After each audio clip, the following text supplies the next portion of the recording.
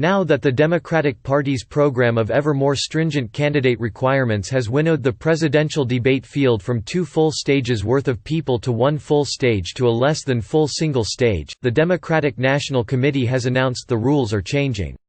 For the January debates, in addition to meeting the polling thresholds, candidates needed to have at least 225,000 individual donors, reflecting the party's focus on grassroots support.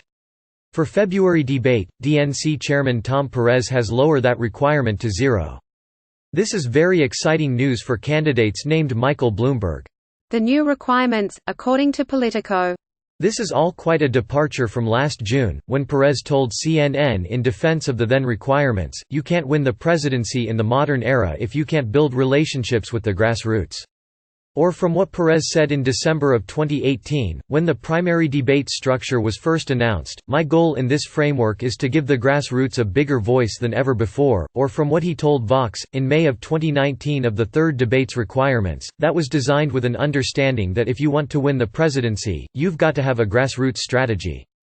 In response, candidates changed their strategies and spent months trying to get as many donors as possible, rather than getting the large donations that might fund ads that could help them hit the necessary poll numbers. As more and more candidates missed the polling cutoff and left the stage, the other billionaire Tom Steyer ended up effectively begging for change. After much discussion of how the old rules forced candidates like Kirsten Gillibrand, Marianne Williamson, Kamala Harris, or Cory Booker out of the race early, the new rule comes to the rescue of Bloomberg, the same candidate who, recently filed FEC records show, jump-started his campaign with $200 million of his own money.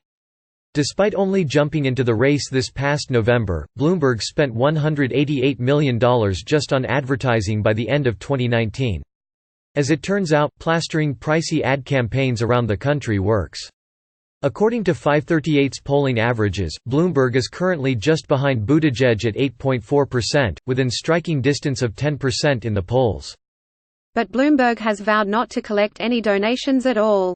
A campaign funded by a single billionaire was, by definition, contrary to the DNC's grassroots funding principles. What to do? Dump the principles.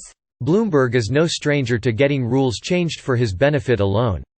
As mayor of New York, Bloomberg got the city council to fast-track a vote overriding mayoral term limits, giving him a clear path to a third term in office. 2 years later, having secured his own extra time as mayor, Bloomberg pushed to reverse the change for everyone else. Still, maybe the public can benefit from Bloomberg's presence on the debate stage.